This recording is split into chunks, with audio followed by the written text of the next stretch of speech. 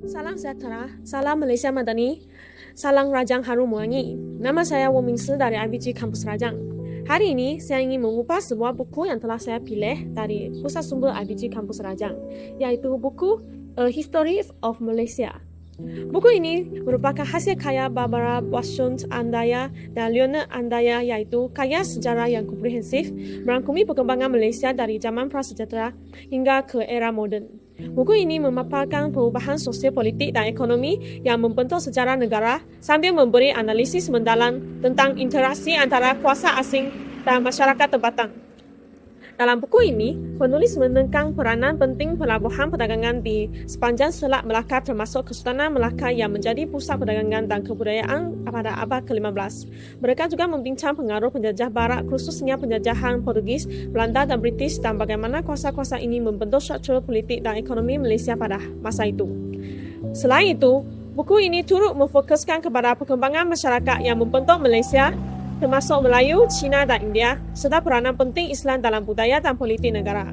Pengarang mengaitkan faktor tempatan dan antarabangsa dalam mempengaruhi perkembangan Malaysia termasuk pergerakan nasionalis dan peranan tokoh penting dalam mencapai kemerdekaan pada tahun 1957.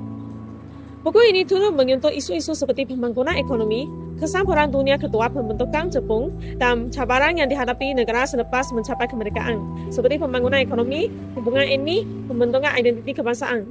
Dengan menggunakan pendekatan sejarah yang seimbang, buku ini dianggap sebagai sumber rujukan penting dalam memahami sejarah Malaysia yang kompleks. Buku ini juga berfungsi sebagai tes pengenalan yang berguna untuk mereka yang baru mempelajari sejarah Malaysia. Di samping menjadi rujukan penting bagi peneliti yang lebih berpengalaman, penulis turut menggabung hasil kajian sekunder yang lebih terkenal dengan data baru, memberikan sintesis yang seimbang antara teori lama dan penemuan baru.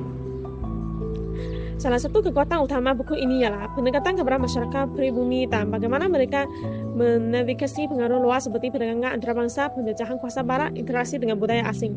Pembaca dapat melihat bagaimana sejarah Malaysia bukan hanya tentang penjajahan, tetapi juga mengenai keupayaan masyarakat tempatan menyesuaikan diri, membentuk dan membina identiti mereka dalam persekitaran yang berubah-ubah.